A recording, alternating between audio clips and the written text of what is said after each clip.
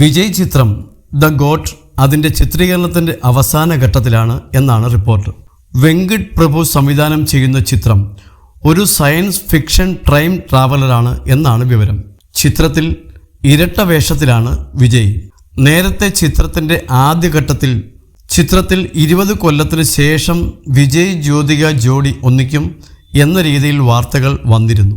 പിന്നീട് ഈ റോളിൽ സ്നേഹ എത്തിയെന്നാണ് വിവരം. വേഷത്തിൻ്റെ പ്രാധാന്യക്കുറവിലാണ് ജ്യോതിക വിജയ് ചിത്രത്തിൽ നിന്നും പിന്മാറിയത് എന്നാണ് വിവരം. എന്തായാലും ആരാധകർക്ക് 2 താരങ്ങളും വീണ്ടും സ്ക്രീനിൽ ഒന്നിക്കുന്നത് കാണാൻ സാധിച്ചില്ല. എന്നാൽ തൻ്റെ രണ്ടാം വരവിൽ ഇതാദ്യമായി അല്ല വിജയ് ചിത്രത്തിലേക്കുള്ള ഓഫർ ജ്യോതിക വേണ്ടെന്ന് വയ്ക്കുന്നത്. 2017 അറ്റ്ലി സംവിധാനം ചെയ്ത ആക്ഷൻ ചിത്രമാണ് മെറസൽ. 3 വേഷത്തിലെത്തിയ ചിത്രമാണിത്. ഇതിൽ ജ്യോതികയെ ഒരു വേഷത്തിൽ വിളിച്ചിരുന്നു. നിത്യ മേനോൻ ചെയ്ത വേഷമാണ് ജ്യോതികയ്ക്ക് നൽകാൻ ഉദ്ദേശിച്ചത്. സ്വന്തം പ്രൊഡക്ഷനിൽ തിരക്കായതിനാൽ ജ്യോതിക ഈ വേഷം വേണ്ടെന്ന് വയ്ക്കുകയായിരുന്നു. വിജയ് ജ്യോതിക ജോഡി ഒന്നിച്ചഭിനയിച്ചത് 2 പടങ്ങളിലാണ്, ഖുഷിയും തിരുമലയും. 2 ചിത്രങ്ങളും ബോക്സ് ഓഫീസ് ഹിറ്റുകളായിരുന്നു. വിജയ് ജോഡികളായാണ് ഇരുവരെയും കോളിവുഡ് കണ്ടത്.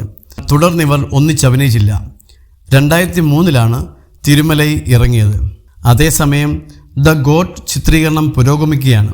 സംവിധായകൻ വെങ്കട് പ്രഭുവിൻ്റെ ചിത്രമായ the greatest of all time ആരാധകർ ആകാംക്ഷയോടെ കാത്തിരിക്കുകയാണ്.